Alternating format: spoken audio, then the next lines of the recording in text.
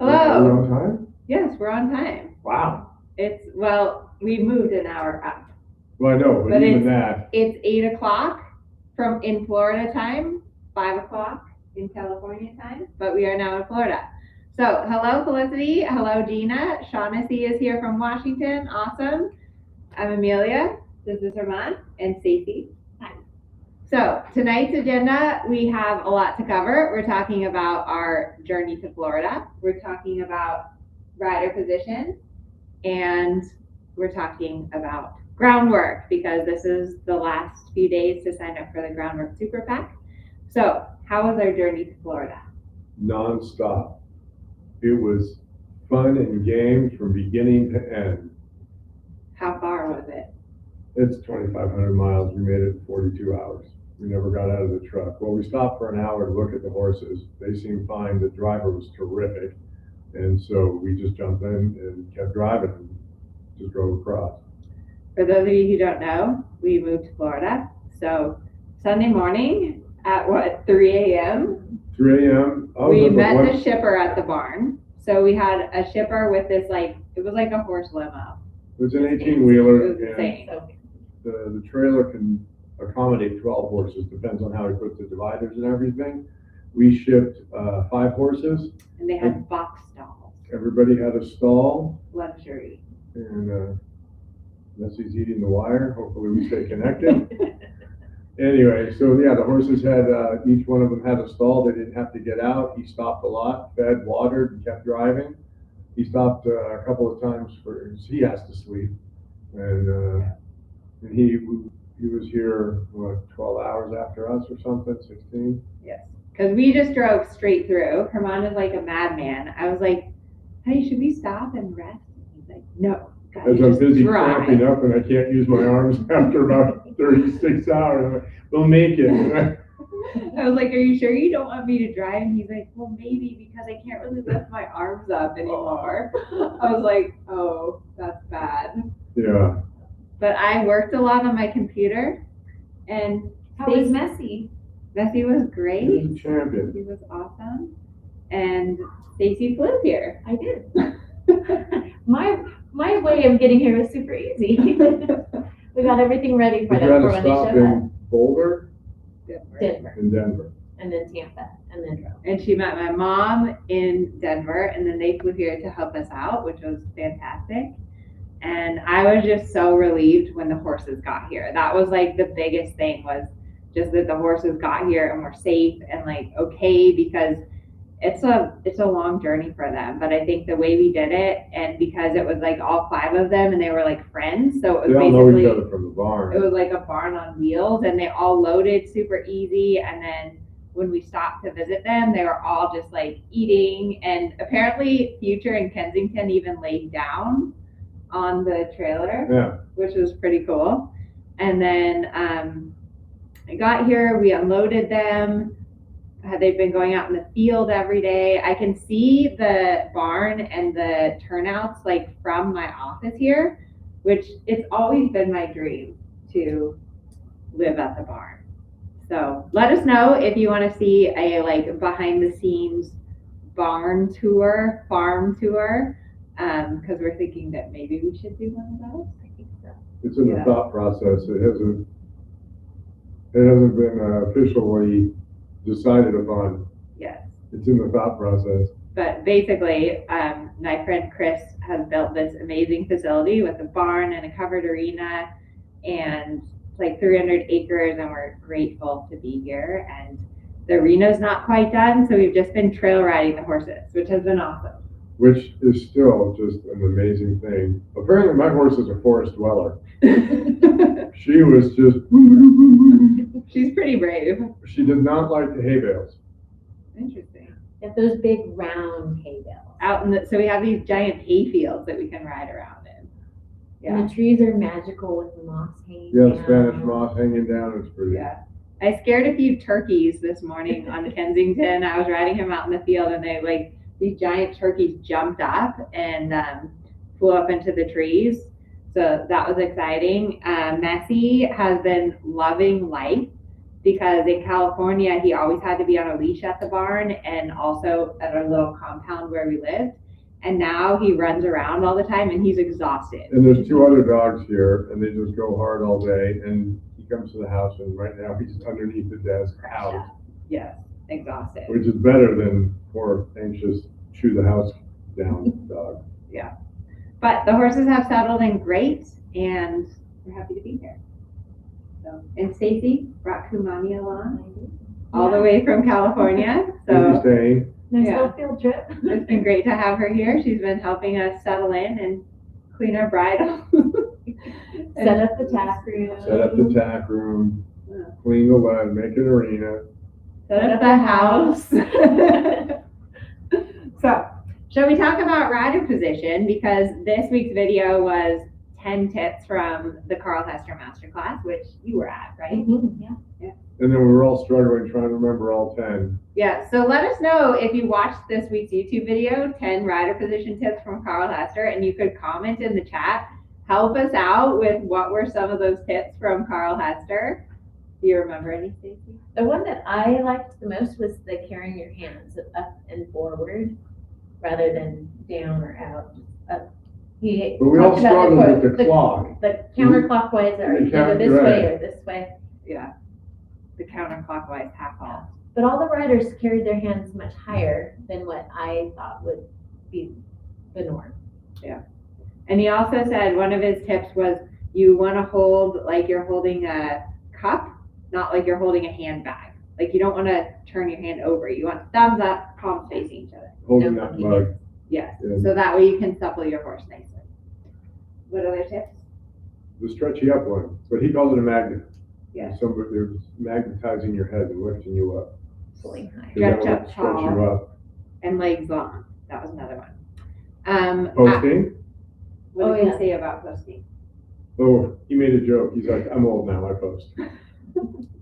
But it's kind of, I think that's an important lesson because you're better off to post than to be uncomfortable and bounce on your horse's back. So I always say, warm your horse up, get your horse forward, get your horse round, get yourself warmed up. And then sitting trot is really quality over quantity. Because if you're bouncing and uncomfortable, your horse is going to be uncomfortable too. And someone's with you carrying the hands forward. They remember that one. Yep. Although I can't pick up the name on top. Looks like Faith Turner. And then apparently there's a Jennifer that's around the corner that's going to come and say hello. I did. Oh, the other tip from Carl Hester was he talked about having a passive seat in upward transitions, which is kind of where you just allow your horse to go forward. But it's Which different actually answers tipping the forward. question. Remember, what was that one question, the first one you read? That how do you not get tense when you apply the aid? Yes. Have a passive seat. That's the thing. It's like, how do you be strong and soft at the same time? Yes. Shall we answer the question? Okay. We have a whole list of Strides questions here. So, one thing about rider position, which was interesting. Stacy was trying some saddles today on Kumani because we all need to buy new saddles, definitely.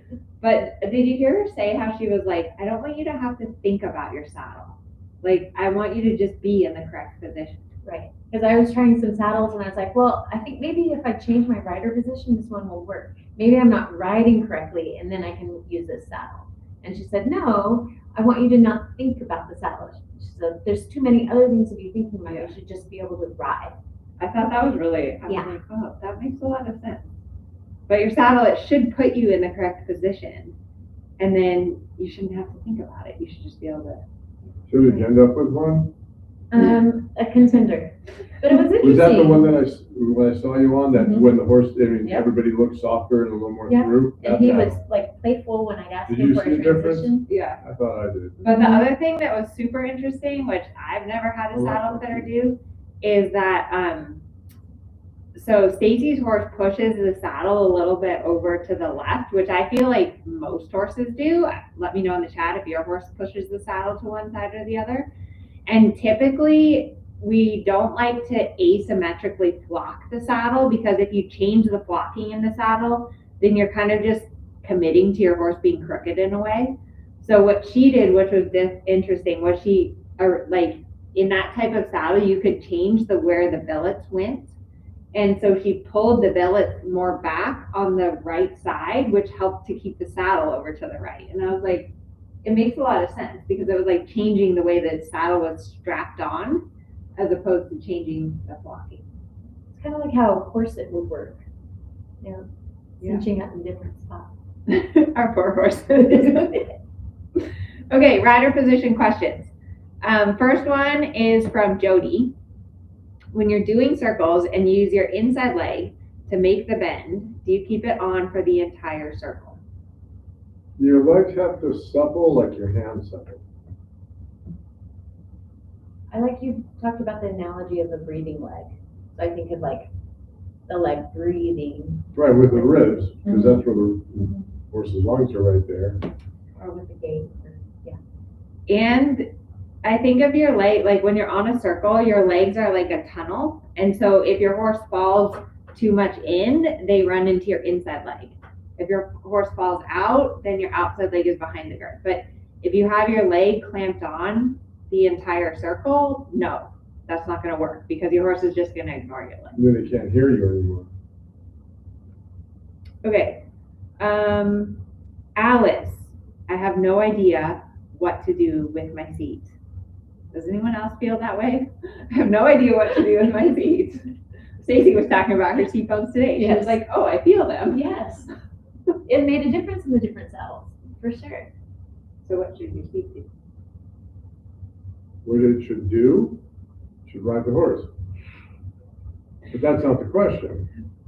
But she says she has no idea what to do with her seat. But that's But it. so Is don't, it you take you your don't- feet out of the stirrups and you let nature take its course. because you don't want to drive your horse forward with Don't do your seat. anything. Just breathe, stay relaxed, let the horse move you, and you will develop feel. The main thing that you want to do is follow the movement. So whatever your horse's back is doing, which is very different in walk, trot, canter, that's what your seat should be following. Right, so you can't force it to do that. You have to stay soft and stay relaxed and let the motion of the horse teach you what that feel is. Okay, Renee has a question about the point and shoot method of turning. Are you guys familiar with that idea? Face your horse there and send him on. Yes. We've talked about that in your 20-year Mhm. circles too, having it more like a diamond. Diamond, yeah. So the point and shoot method is a very What's the question? simplistic. Wait, but you have to explain it first. It's a very simplistic way of turning. So if you're like, I can't get my horse to turn, how do I get my horse to turn? Basically, you point their ears, their unicorn horn, Right? to the next point, and then you shoot them forward. So her question is, what are the shooting forward aids? Is it just your leg? Is it your outside rein? What is your inside rein? Like, what is the shooting forward part? Your hands, they're gonna get once you get the horse lined up and straight, the hands keep contact, but they soften and allow the horse to go where your legs are sending them. And it's legs with an S. Both legs for the shooting forward. And your hands allow. I kind of think of it as your inside rein is like the pointer to get your horse pointed, and then your outside aids, your outside rein and your outside leg put a wall up to get your horse to go there.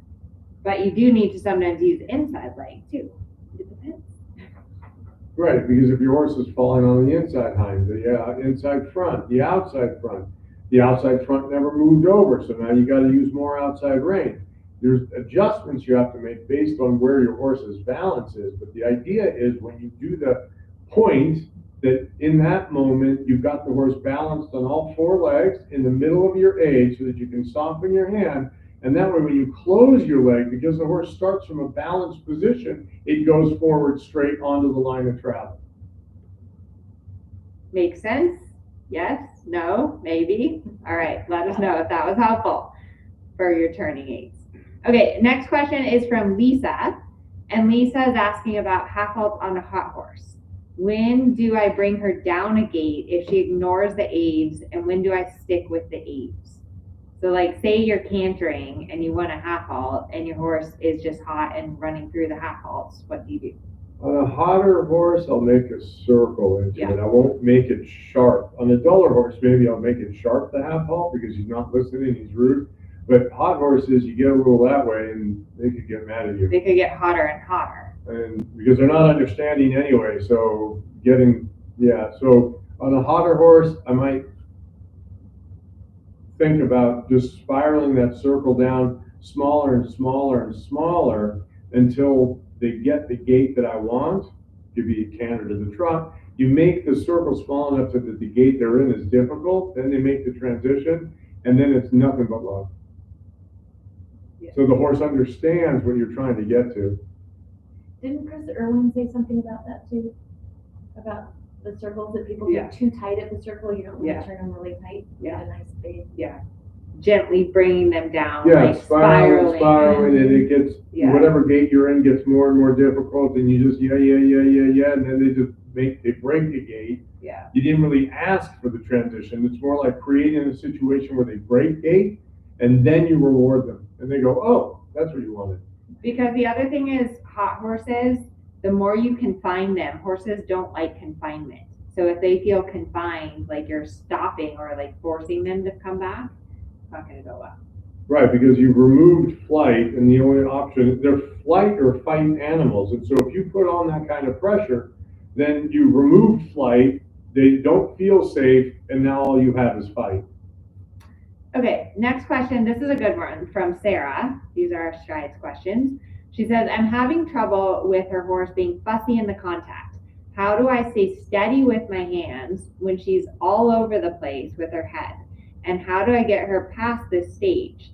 It's really hard to have soft following hands when she's like that. It's not constant, but enough that I don't know how to get her past it or what to do with my hands. I feel you, Sarah.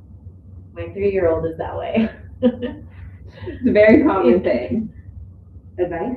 Well, I try and stay soft in my shoulder, and then no matter where the horse goes, the weight is always the same. That I have to be so flexible in my arms that if the head is up, that it's down, that it's forward, that no matter where the horse's head is, the weight always stays the same, so then they get over it. But if they move and you're tight, right, and then they get you out of position and they get here, and then the pressure goes away. Yeah. Because you can't be hard against it. So if you're hard against it and they move and they jiggle and you're rigid and then you bounce and then the pressure goes away, they go, I'm going to keep doing this because the pressure goes away. But it's also too, it's always like your aids are always leg, seat, hand. So if you keep thinking like you don't want to override, like especially with your young horse, right? If you start overcorrecting with your hands, he's then the just horse is going stop. backwards. Yeah. So you have to think of just like the training scale, ride the rhythm, leg to hand, try to be steady, like Herman said. And then my favorite thing is groundwork, because I think if you have a horse that's super fussy in the contact, teaching them to give a little to the ground, from the ground, teaching them to lunge. You've been doing that with Donna, right? A little lunging. Yes. And it's hard for him even on the lunge line. Yeah, for sure. Because it's a balance thing, especially for a young horse, is that they are used to using their head for balance, and they're used to going where they want to go. Try and steer out and go straight. Yeah. So are you saying with that, when the horse is fussy and they're giving, do you keep your hands in one position, or you float as they're going up and down? Okay, fine, you float, because the contact has to stay the same. If you're rigid and you say, I'm going to keep your head here, you can't. For starters, you cannot do that. There's no way you're going to hold the horse's head there. It'll be tight, it'll be tense. I mean, eventually, maybe, but then you're going to be like this, neck like a turtle, right? It's not going to be through, it's not going to be forward. So you have to float. You have to float. So kind of follow their motion wherever they're going. But I like to try to think of, like, if you can get them a little inside leg to outside rein, so you can have at least your outside hand steady and push them from your inside leg, then I think that's really helpful. And if you can get a little bend in their body so that you can ride them inside leg to outside rein, because that helps them to get steadier. But it's definitely a process. And you can't get too handsy. You got to keep your shoulders back and your seat connected, which is really the hard part, because you want to just get in a pulling match, and that doesn't work, does it? Doesn't work. All right. Oh, Betsy's here. Hi, Hey, Betsy. Betsy. Betsy says, is it cold in Florida? Not today, but it was 30 something? 29, 28 and then 29 degrees In the night. overnight. So for all of you like up north where it's like negative 15, let us know in the chat. Yeah, but 29 what is the degrees. temperature? 29 degrees was still cold. I think it was cold. But it's nothing compared to what the other people in the country are dealing with. Right, but it's 29 degrees is cold. You don't expect it in Florida. Yes. So we had jackets on the first day, and I still have my jacket on. All right. Catherine says, I tend to have a tight lower back. Any suggestions to ease that tension up? Breathe.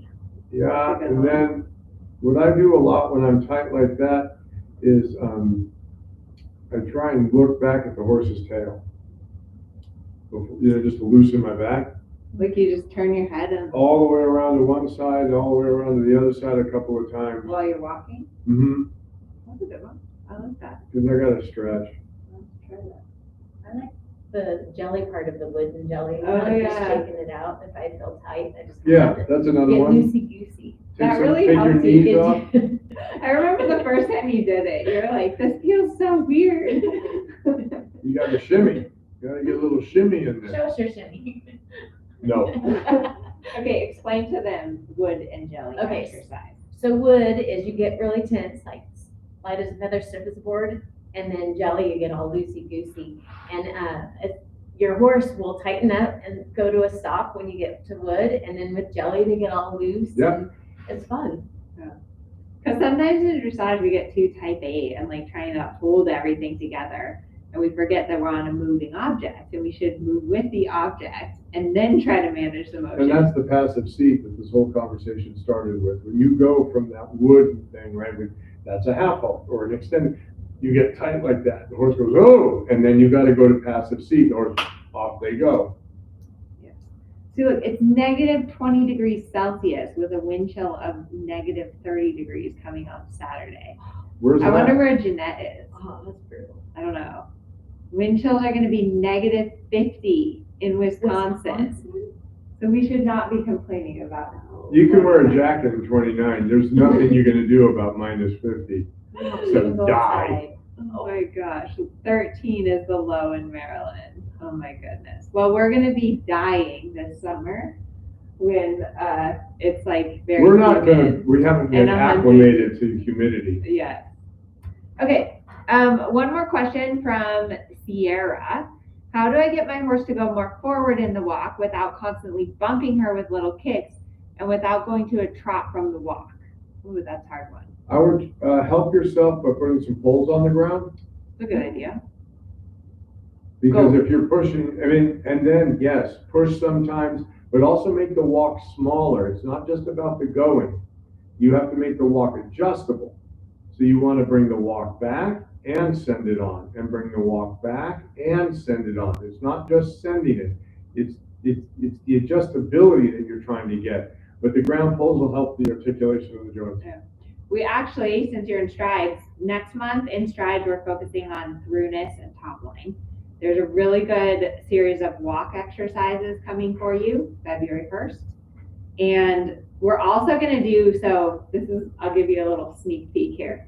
So in strides next month, what we're going to do is we're going to kind of assess our horse's top line and decide which area of the top line we want to work on the most. And then you'll get exercises based on which part of the top line you need to work on. And it's cool to look at different types of horses and like to kind of analyze their top line. Very informative. So now we're going to talk about groundwork. 75 here today. I think Where Sarah's, Sarah is. I think she's in Florida. Okay. Yes. Sarah is near us in Florida, actually. New I think she's a Zealand. few hours away Who's from in us. New Zealand? Debbie is in New Zealand. So why is groundwork so important? Well, let me tell you, when it was 3:30 a.m. and we were loading 5 horses And in the boom, horse boom, boom, trailer, boom. and they all got on the horse trailer, and we got to get on the way before 4 a.m. to come to California. No, to leave California. Yes, to leave Really tired California. here. We're exhausted.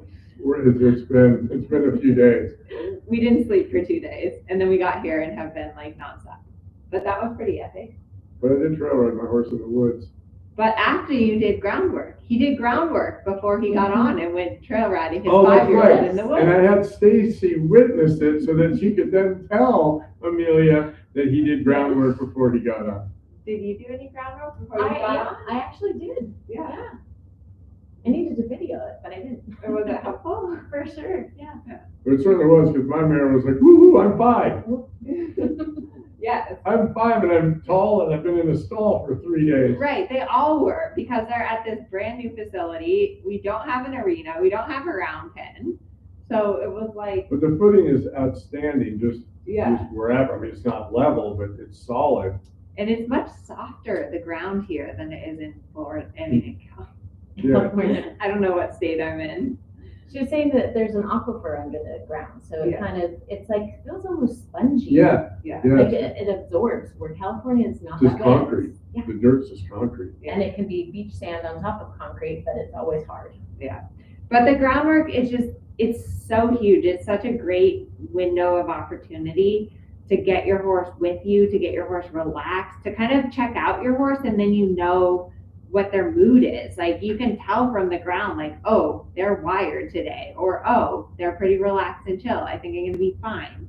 And we've had some awesome testimonials in the Facebook group of people that started doing groundwork and noticed such a big difference when they got on their horses, because it's cool. A lot of people don't think that it actually transfers over. I remember I had this one student and I showed her how to do the turn on the forehand from the ground. And then she sent me this text and she was like, I got on and my horse knew it, and it was like magic. Yeah, that's what Cindy's comment is right there. Groundwork saved my relationship with my horse. It allows him to realize he can do things and we can do things together. What's your experience with groundwork? Well, I'm using it for more advanced work. I'm hoping to get to my POF. Right? We've been working on Yeah, we're doing like lifts and everything, but with my young horse, it's been my lifesaver, especially with the rain that we had in California, because he couldn't even leave his stall for like 5 days, and then I was able to do groundwork, and he was like a good little citizen. So I think the comfortability when they know that routine, they Yeah, just that kind of get helps. into that Mhm. mode, and they're like, okay, this, Yeah. everything else can be exploding around me, but this I know. And it's also so helpful when you go to a horse show that you have, like you said, that routine where you're like, no, this is our routine. You put your head down, we do our bending, you get relaxed, and then we can go from there. And I like how Chris Irwin, he talked about how the frame of like your horse's body determines the frame of mind. So if their head is up and their back is tight, and like all the adrenaline causes their fascia to contract and they're hollow, that makes them nervous and adrenaline. But if you can get their head down, then it helps them to relax. And I think that's huge and super important. Yeah, I learned that from John Lyons. You look at a horse in a pasture. What is a horse that's relaxed doing? Eating, drinking, they can put their necks and heads down. And what does one look like that's ready to go? Heads in the air. But the thing about groundwork too that's so important is that you need to do it before you're in an emergency situation. And I think that's what people miss, is that it's like groundwork isn't just for problem horses or young horses or difficult horses. It's a way of life. It's something that you need to be mindful of all the time, so that when it's 4 a.m. and you have to load onto a scary new trailer, or when there's a fire and you have to evacuate your horses, or when your horse gets injured or sick, or when you show up at the horse show and there's nowhere to lunch, like you have to have that installed before you need it. Yeah, because it was dark and the lights were on and the semi was running, and it was a ramp that was steep and narrow and messy running between their legs. Yeah. yeah, Betsy was running up to make sure they got the thing, and then he run back down and come up to the next one. Well, how about the time, so many years ago, we flew Harvey. I went to the championships in Chicago, and so we put Harvey on a plane, and we literally like drove onto the tarmac, backed our horse trailer up, unloaded Harvey, and then he had to go up a ramp into the plane, which was on. Which is the engine's running. It was crazy. And he was bright-eyed, and I remember the handler, I don't got time for this, bucko. Boom, boom, boom. And we went running up that ramp. So, do your groundwork, but it's also cool, like Stacy said, you can teach everything from the ground. You can teach leg yield, turn on the forehand, half steps, piaffe, all those things you can teach from the ground. And it's fun too. It's cool when you can actually see the legs crossing and you can see your horse's frame, because sometimes when you're riding, you're like, I don't know, is he crossing over? Is he round? Mhm. So it's like a whole different perspective. So if you joined Groundwork, we're looking forward to working with you. We're going to be doing orientation on Sunday. Well, I am. The master class. Correct? Yes, the Groundwork Master Class, the Super Pack. And then we're going to be doing weekly video review sessions, which is awesome because that way you can film yourself, send a video in, get feedback, because I know you've learned a lot of this stuff recently. Yes. And at first was it very awkward? Yeah, you wish you had 2 more arms and the rope seems too long and you're stumbling and tripping. Yeah. Yes. That's how it starts. Yeah. That's how it starts. And Kamani is giant. He's what, 17.3? Yeah. I remember big you're boy. like, how do I get my That's hands wide, up that too. high? And wide. He's a big old He's stepper. wide. Yeah, so I'm trying to hold the reins like this. I was like, lengthen And you're your not tall. reins. She's not tall. So he's tall, she's not tall. So Yeah. Had to get a longer bamboo stick. So, anyways, it is way past our bedtime. Clearly, we're exhausted. I'm glad you all showed up I'm even at glad the you early came. hour. Yeah, we have what, 66 people here. So you all Sure. got the memo. We're moving this up an hour. Nothing else is going to change for you. We're going to keep all the times in Pacific time, so don't panic. The course times are going to be the same. We're going to have to I don't know, adjust, because normally we wake up at 5 and go to bed at like 8:30 or 9. So I think we might have to take a siesta in the afternoon. We'll work it out. But yes, we'll It's work just it out. scheduled. It's just scheduled. So everything is the same, and we're excited to be here in Florida and kind of start a little bit of a new chapter and really focus on our education and our learning and go to some of the bigger shows here. So it's going to be fun. And yeah, hopefully we'll see some more of you East Coast people. That's it. So I'm glad you guys all made it for the early